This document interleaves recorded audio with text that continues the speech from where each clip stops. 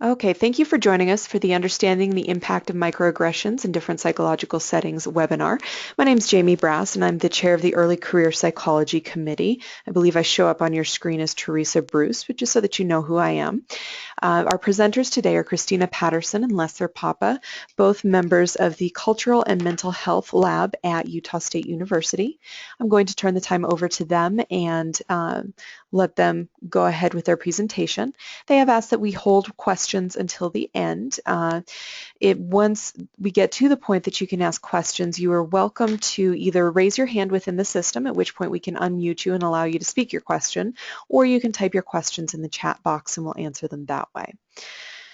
Then the other piece is just to let our presenters know that our audience today is early career psychologists in therapeutic settings with some knowledge of microaggressions.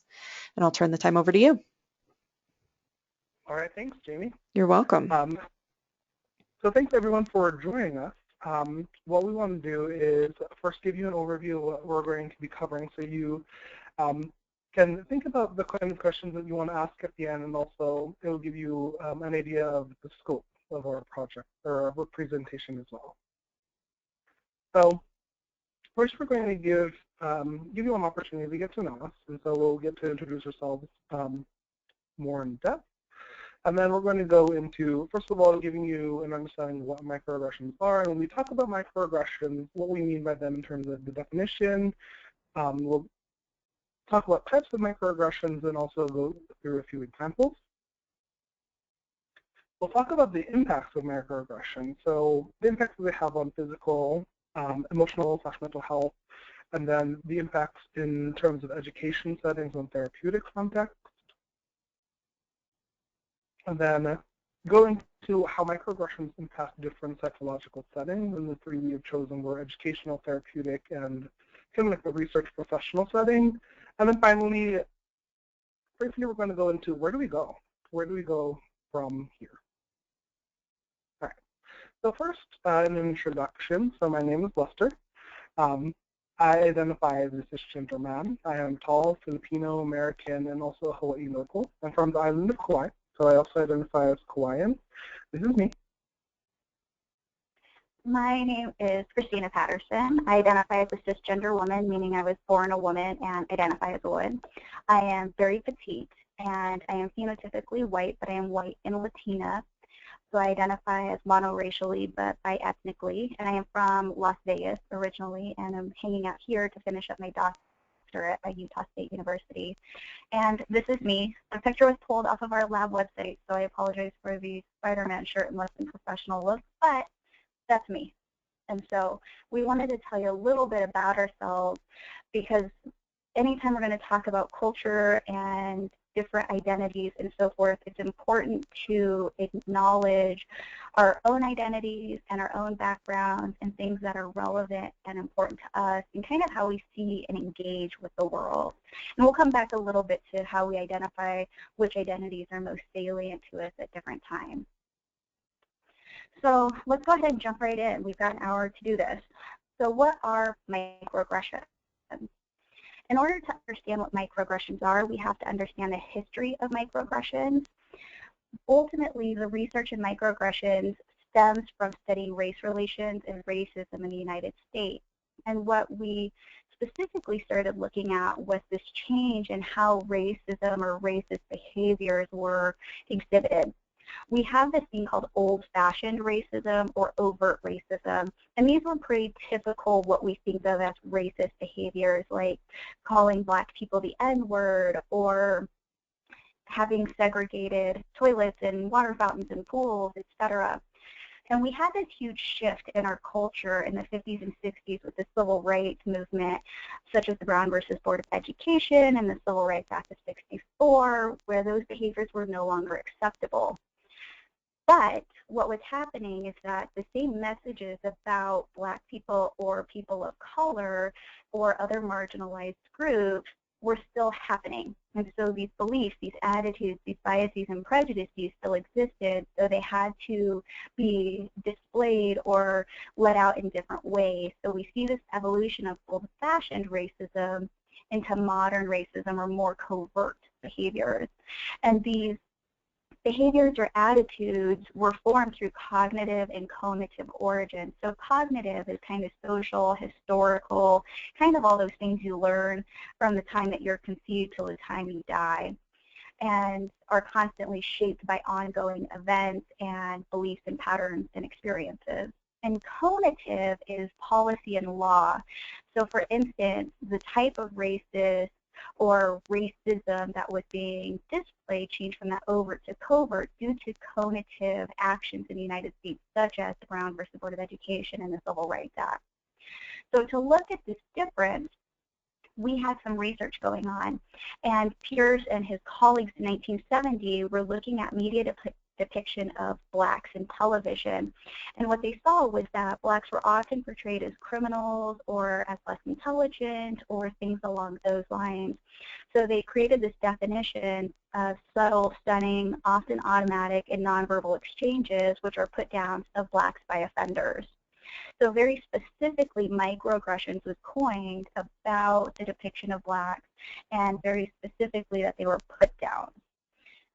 Throughout the course of our research history from 1970 until current and contemporary, we've seen the definition of microaggressions change. Currently, microaggression definitions are adapted from Sue's and his colleagues' seminal article in 2007 that coined microaggressions as brief and commonplace daily, verbal, behavioral, environmental indignities, whether intentional or unintentional, that communicate hostile, derogatory, or negative racial slights and insults. So this expanded the definition, but still focused on racial slights and insults. And in the same article, they created this taxonomy for us to kind of learn about different types of microaggressions. At the top, you can see that there is still the broad definition of racial microaggressions. We tend to also incorporate ethnic microaggressions in the same definition now. And then they created subcategories of micro-insults, micro-assaults, and micro-invalidation.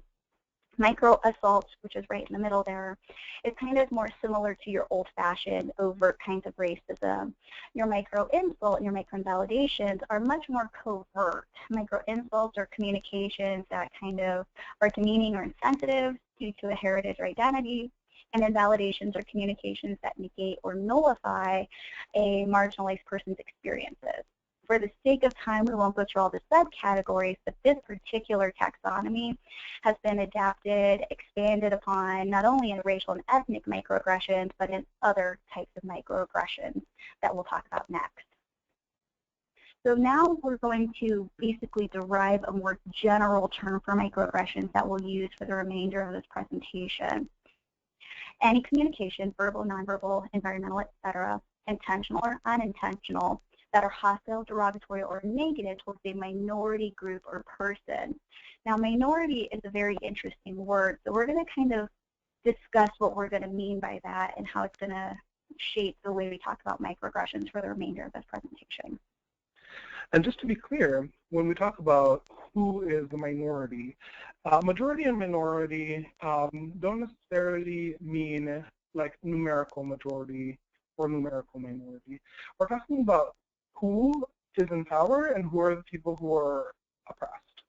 And so we have some labels here of the identities that are considered the majority.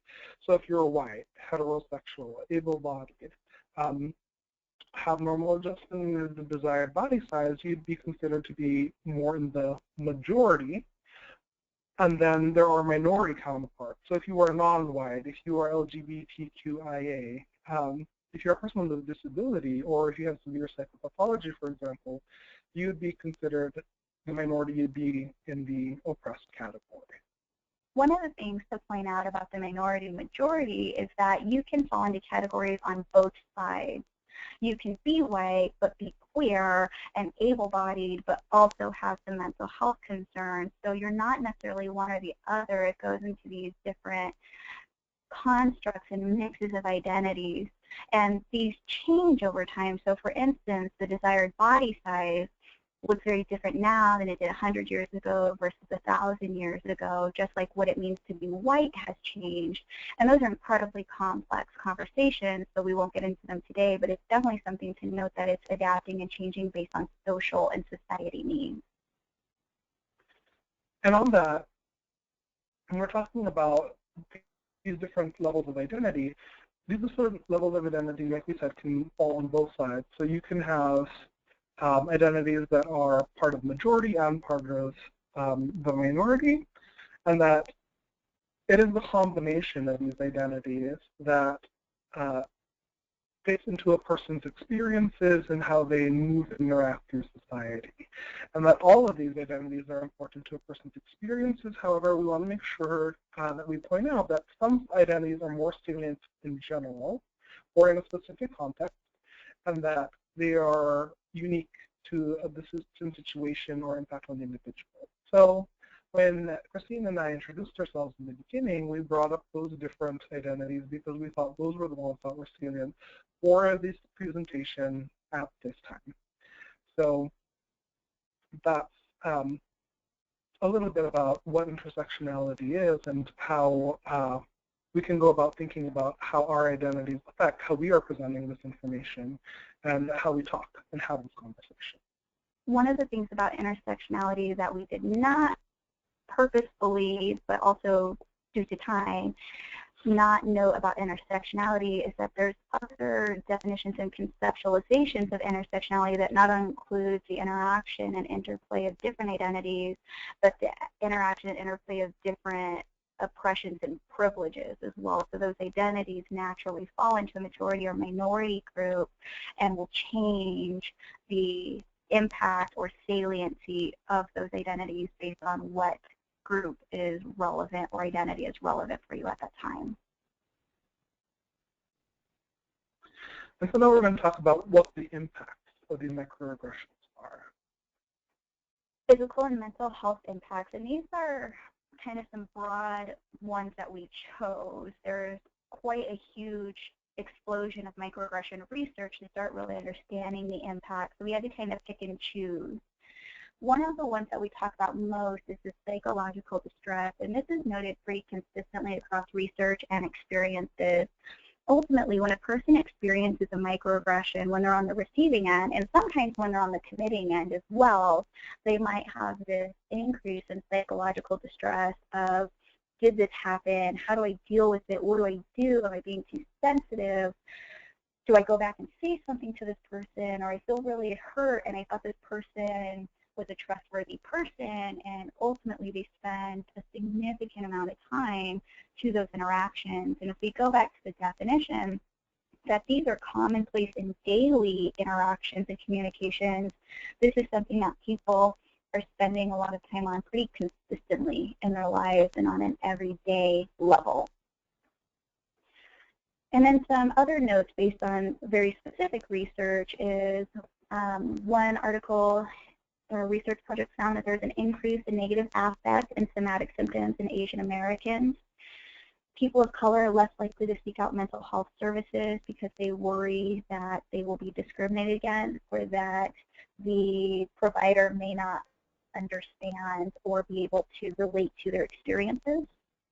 Fat, overweight women, and we use the word fat because that was the term used within the article, indicated using withdrawal, invisibility, and disembodiment as methods of coping, which are not the healthiest forms of coping, but allow them to survive in the moment that have long-term implications for their affect and overall mental health.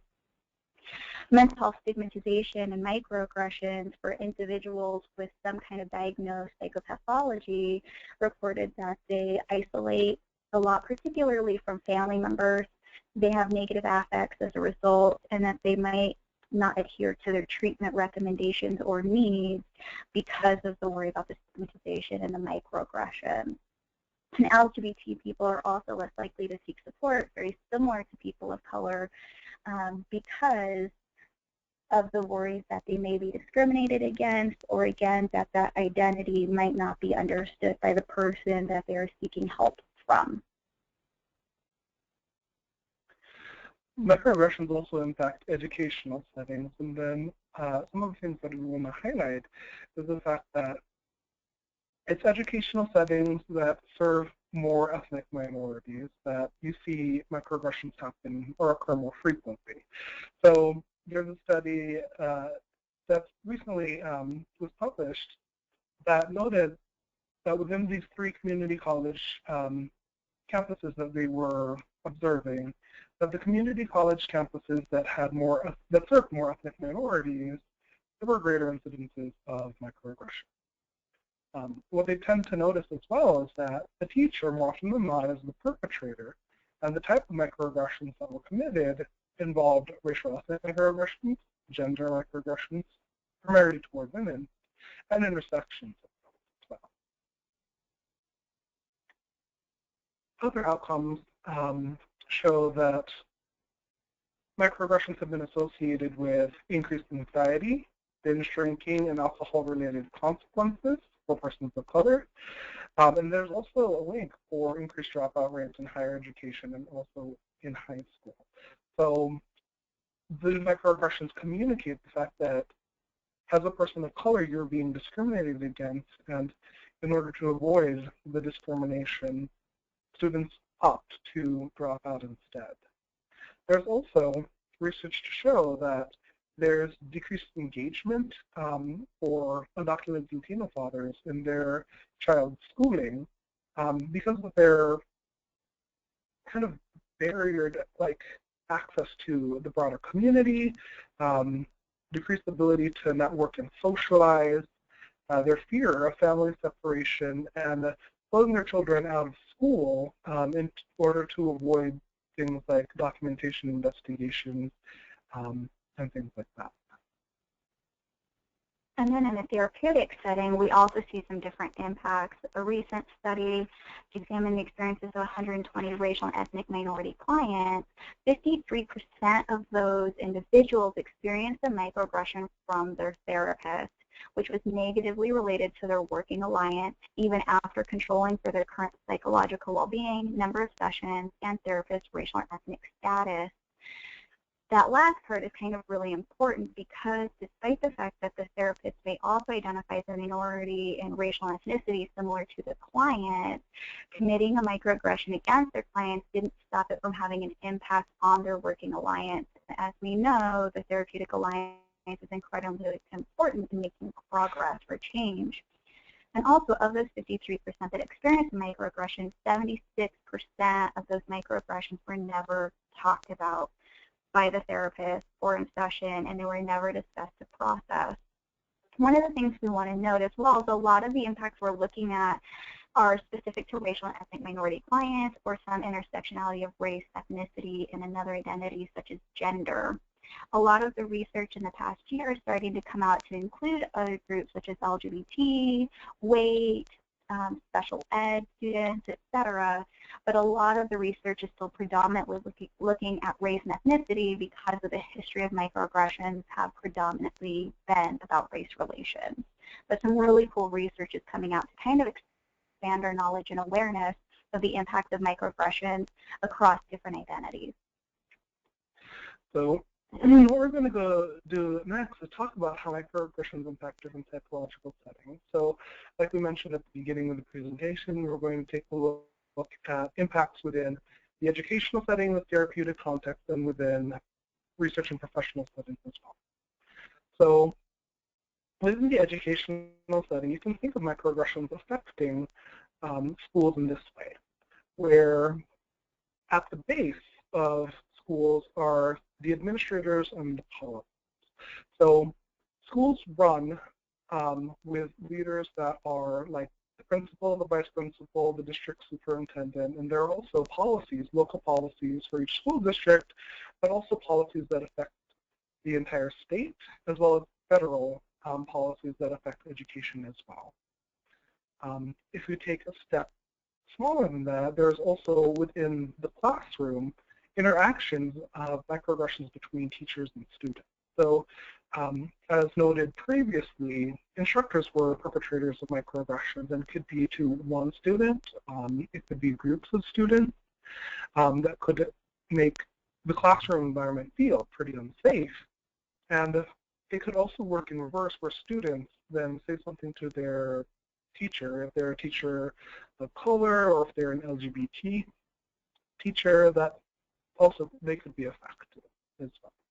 And then everyday commonplace interactions between peers is the kind of smallest micro level, where I'm sure all of you out there could probably pick out an instance where you were in school where you've probably seen or heard or even been a victim or even a perpetrator of microaggressions inside of the school. And now all of these things affect the campus climate, and so this triangle kind of sits within this area of the campus climate, and as you can see, each part is not mutually exclusive. So all of these different levels within a school setting they have interactions between them. So the administration and policies will affect how teachers teach inside the classroom, and it will also affect how students act within the classroom. But even going backwards, if there is a problem within the classroom that needs to be addressed, those will often go up to the administrators and affect policy as well. So here's an example of what could happen kind of at that classroom level. You are the teacher's aide for a 3rd grade classroom. The teacher has all the students draw what they want to be when they grow up. Latoya draws a picture of herself as a mechanic. The teacher asks Latoya why she wants to be a mechanic, and Latoya replies, "My daddy works with cars. I want to be like him." The teacher gently replies, "You know, you're not smarter than your daddy is. I'm sure you could do something better than mechanic. Why don't you be a nurse instead?" Within this interaction, what type of microaggressions did you witness? And think about what you might do in this situation. If you're thinking to yourself, wow, I don't really even know what to do about this, you're not alone. You really are in good company there. A lot of, like what we mentioned before, microaggressions can be stunning. So if you are witnessing this happen as a teacher's aide, you might be like, well, do I say something to the teacher who holds a position of authority there? And, if I were to say something, then what? What would we be able to say? And we're going to discuss that later toward the end of the presentation as well. But the microaggressions that the teacher committed against Latoya implies that, well, there's an ascription to your daddy's intelligence. Obviously, you are an exception here. You, Latoya, are smarter than your daddy is, and you can do something better. Well, this also has an element of a gender microaggression in here, because why did Latoya need to be a nurse? Why couldn't she have been a doctor or a firefighter, lawyer, something like that? And so there's an intersection here of both gender, race, and even a tinge of socioeconomic status. Mechanics are thought of to be kind of have like less of a contribution to society than nurses do. So nurses will have kind of a higher esteem than mechanics would.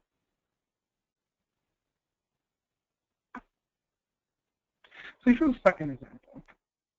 Let's say now that you're a teacher and you're teaching an introductory college course, and you have your students pair up. Now, Carl and Carlos are paired up, and you're walking by to check on progress, and you hear this exchange. Carl leans close to Carlos and says, "Hey, by the way, I didn't get to mention, I think you speak English pretty well." Carlos replies, "Dude, I was born and raised in San Antonio, right?" Carl, clearly upset, says, "Dude, it's a compliment. Stop being so sensitive."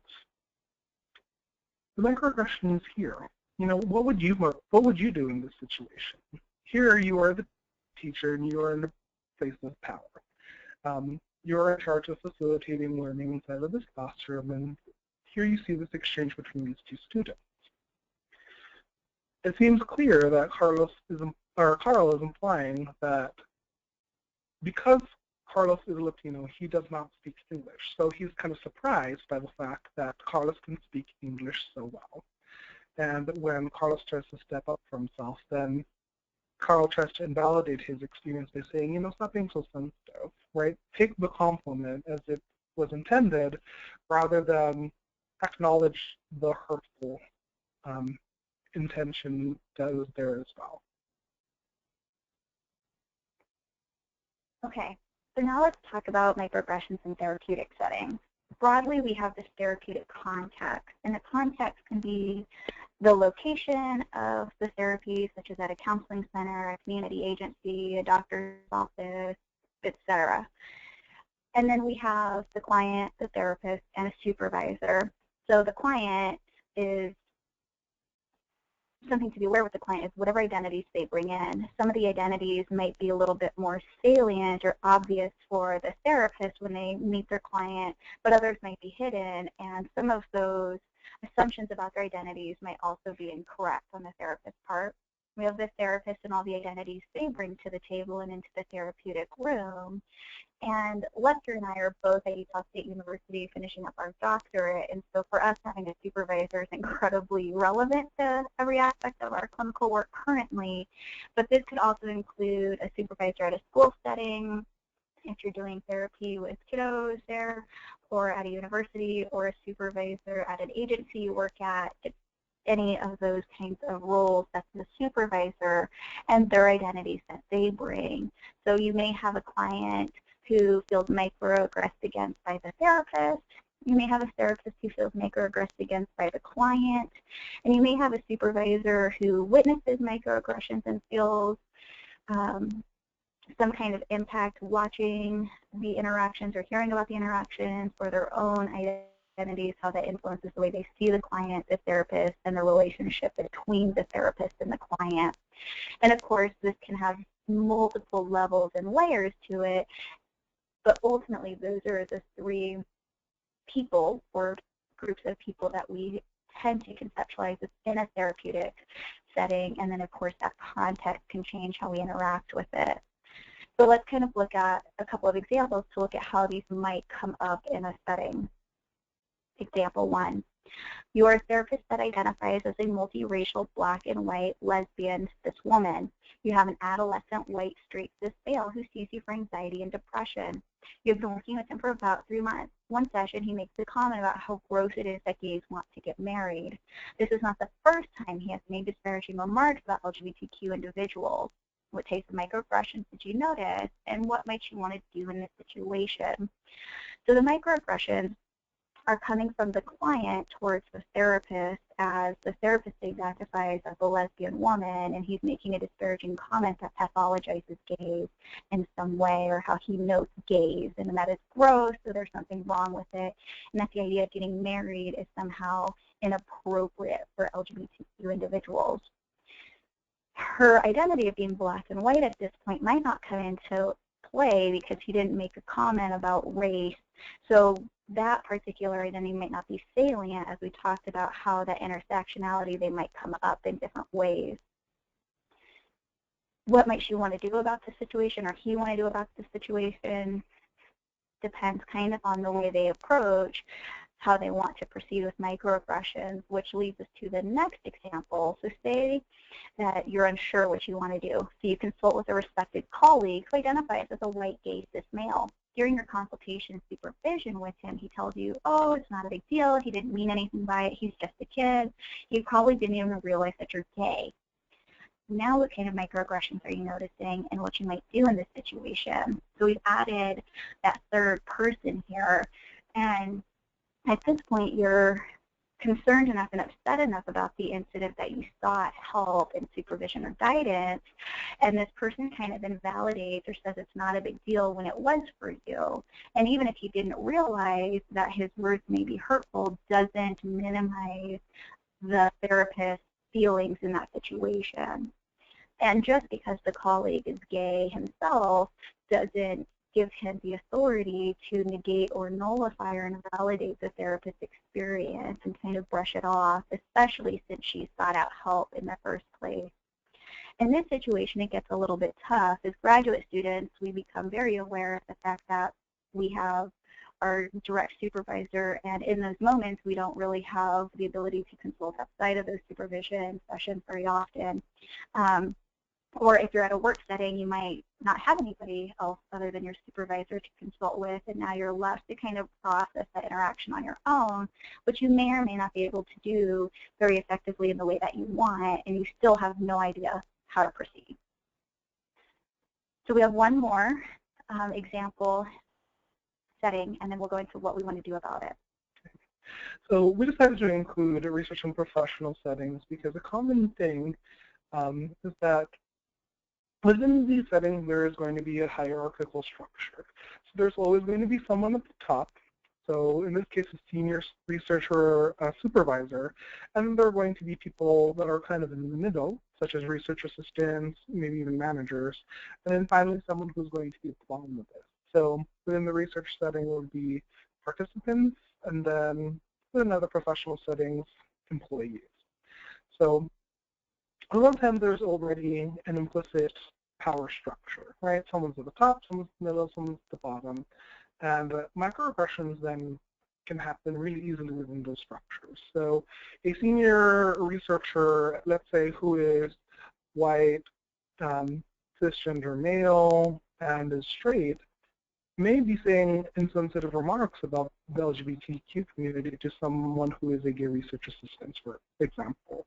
Or a researcher may look at a participant who is Latino or Black and assume certain abilities for a task that they're going to do for, let's say, an experiment or something. So that is one way those microaggressions could work, but remember there are also intersections of identity. So it may be the case that the research assistant is the ethnic minority or maybe LGBT. Participants can also commit microaggressions against that research assistant, which then could also be the case that the senior researcher is someone who falls within the minority column that we talked about earlier. So it might be a research assistant may be discrediting a senior researcher on the fact that they are maybe a woman or a person of color or LGBT, and it might be intersection of all those three identities as well.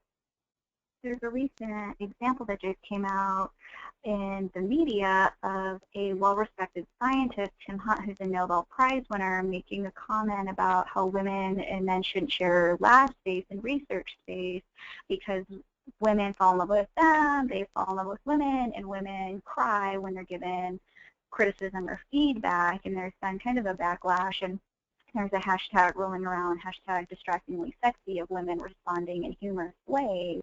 But as we see, that was somebody who's kind of at the top, well respected, who has created a gender remark that people found to be a microaggressive towards other members within the community, potentially further down in the research assistants managers, and potentially even employees, depending on the research setting or professional setting. And so we do see this making kind of international news and having some profound impacts to where people felt frustrated enough to make some kind of response to that to try to challenge those microaggressions that were occurring. So you might be thinking to yourself, all right, so we know what microaggressions are. We've kind of seen how these impact mental health. They also have physiological effects, and they have negative impacts in both educational and therapeutic settings. We've also kind of seen like how microaggressions could look like within education, within the therapy setting, and professional and research settings. Now what do you do with it? Once you know this, where do you go from here? One thing that we want to be able to offer is this idea of cultural competency.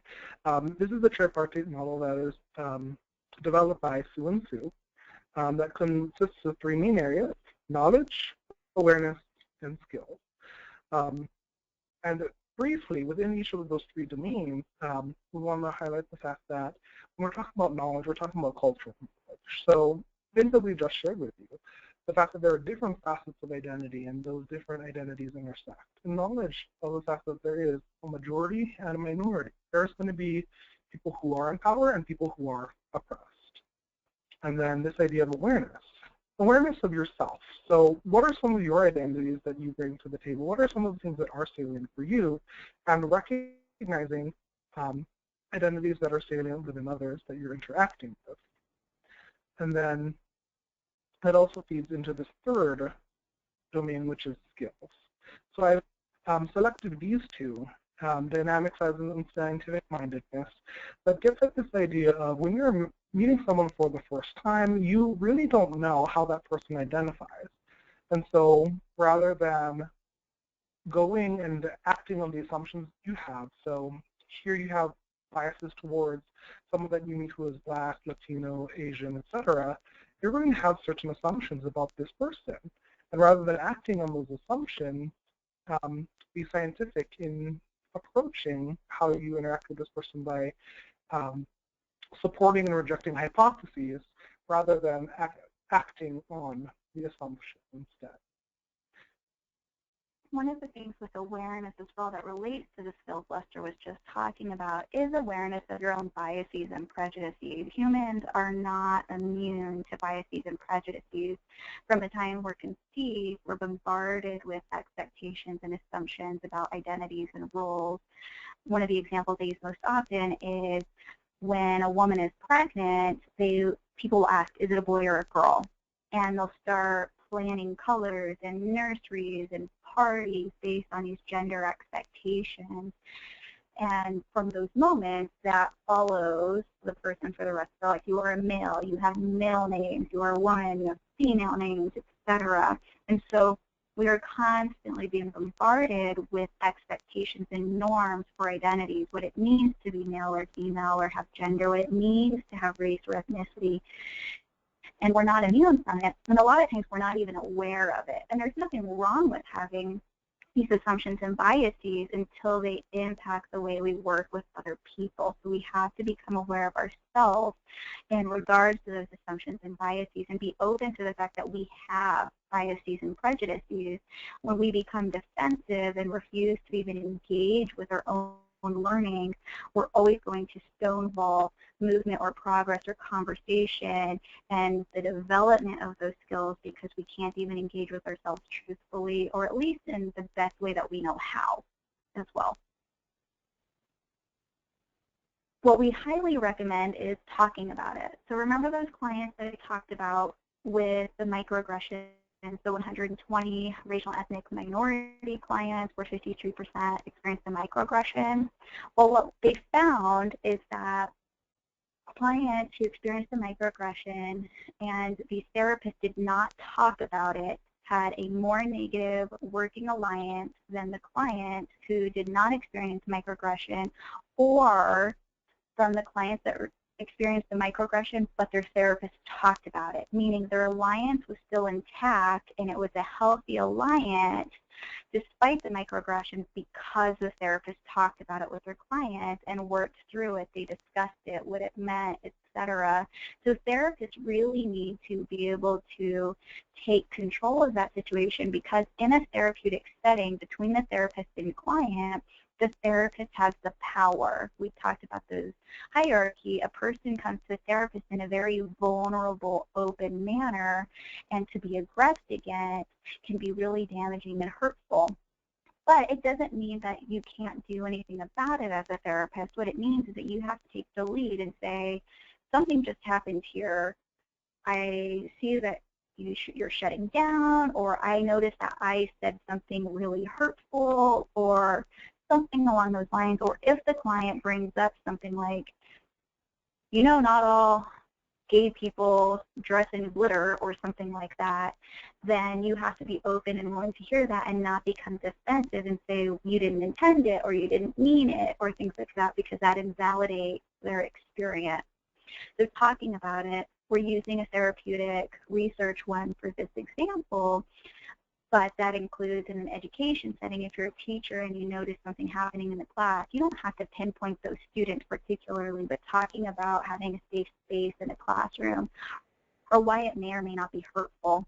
I recently had a little kiddo who I was working with in a therapeutic setting who couldn't think of the word for Asian when she was describing a kid at her school, and she used her fingers to pull back her eyes to make a stereotypical phenotypic Asian eye. And there was a couple of adults in the room with me because we were doing a family session, and you could kind of see everybody kind of get uncomfortable. So I explained to her why we don't want to do that, how it could be hurtful to other people, and this kid was super open to it. She didn't take it as me saying, what's wrong with you, or you can't do that, because I responded calmly, and all the adults just kind of let out the breath they were holding because they didn't know what to do in that moment. And so it doesn't have to be super scary to talk about if you go in with an open dialogue. Also, what we want to do is provide you with different resources. We have provided our email specifically so we can follow up and you can ask questions. We've linked our lab where we put out different projects that we're working on or update broadly on students and faculty involved with the work we're doing. Or if you want to get involved with us, we're always more than happy to do so. We've added a link for a TEDx talk called No Way But Through by Melanie Dominic Rodriguez. She is both of our advisors for our research at USU. This particular TED Talk highlights what to do if you are the person making a microaggression towards another person. And she gives a step-by-step breakdown of how to recognize and move forward and how to kind of repair any ruptures or damage with the person, not just in a therapeutic context, but in a life context. So this is a great video to watch for any interaction that maybe you've committed microaggression in. And the reality is we all commit microaggressions because we all have that programming from our biases and prejudices. We've also linked the National Center for Cultural Competence through Georgetown University, and they have really excellent resources in terms of knowledge, assessments to help you become aware of different things and test your awareness, and other resources for skills. We've also included the link for microaggressions.com. It is a web page that is designed for people to share experiences with microaggression. So they share microaggressions that they've witnessed, microaggressions they've experienced, and are able to share that with a community of people who will be supportive. It's interesting to see what those microaggressions look like in everyday life and how they can be all those things that we talked about, either subtle or overt, intentional, unintentional, stunning, and how they could be so commonplace. There's also a link to a Facebook page as well, and so if you wanted to follow microaggressions.com, there's a way to be able to do it and also be able to share experiences with microaggressions as well. Lesther and I also tend to recommend not just talking about it, because we fall in the category of people who fall into a minority category are aware that they fall into a minority category, meaning gay people tend to know they're gay if they're out and are willing to engage with those conversations, or brown people know they're brown, etc.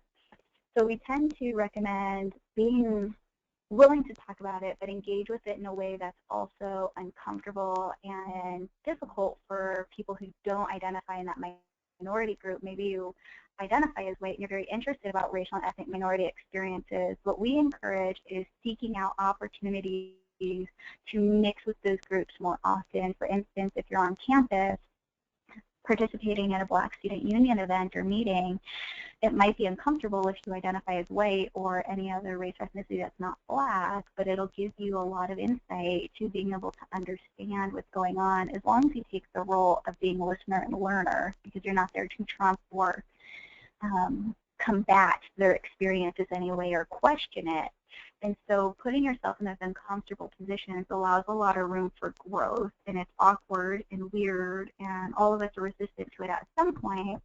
But that, in our opinion, is the experiential part of learning what it means to also put yourself in somebody else's shoes, but grow in terms of understanding those individuals and the dynamics they face that may be unfamiliar to you in some way. Right. And another thing to keep in mind is that as you're there learning the experiences from these individuals, that remember you're learning the experiences from the individuals. So they are not there to talk on behalf of all Black people and explain Blackness to you. They're there to share their own experiences of what it is to be a Black man, Black woman, etc. And that to keep in mind that you're there in the service of learning about their culture, yes, but you're also learning about a person. And that you're learning what it is for a person to be Black and how that identity is important to them. And one of the things we didn't fully address, we talked a little bit about the history of, say, racism, but one of the things that's really important, in our opinion, for people to become aware of to move forward with their knowledge and all the other aspects of cultural competency is really looking at the systemic and institutional component of minority and majority rules, because that's going to shape whether or not people can move within the cultural and hierarchical categories and how they engage. And so being able to recognize the knowledge and history of how we have developed minority and majority groups is incredibly important to understanding why these are hurtful experiences to people. So this will conclude our presentation. We do want to take time to thank the UPA and the Early Career Psychology Committee, and then we'd also like to thank the Trust for their generous support for this webinar. Christina and I had a lot of fun putting this presentation together, and it's our honor to share this information with you. And we want to open up the last few minutes for questions, comments. We know that there was a lot of information in a short amount of time, so we want to kind of help you process whatever it is that you need. All right, and if you do have a question, please feel free to raise your hand and I'll unmute you so that you can talk to everyone, or you're welcome to type it in the chat box and we can read it out for you.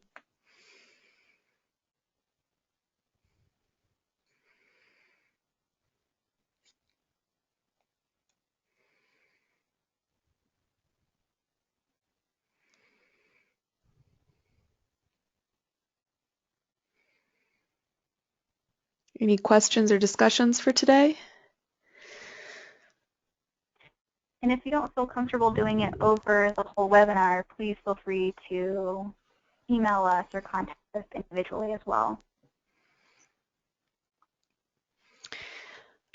All right, I'm going to put up one last poll. Please feel free to think of questions and ask those as well. But I'm going to put this last one up just so that we can get a sense of how helpful this presentation was for you. So if you'll just answer this one as well.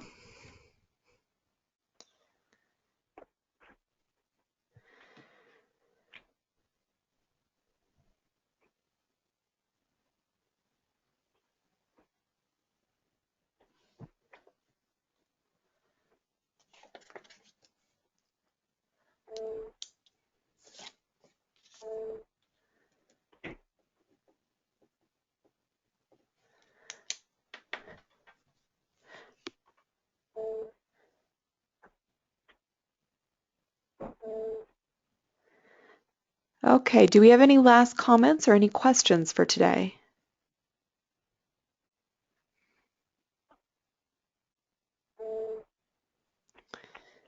Well, I would like to thank Christina and Lesther for taking the time to speak with us about this topic, and then also to let you know that they will also be doing a presentation on culturally competent supervision in August for us. So watch for information to come out about that, and please join us then as well. Thank you so much. Thank you. All right, I hope you all have a wonderful Saturday, and we'll close up the webinar for today.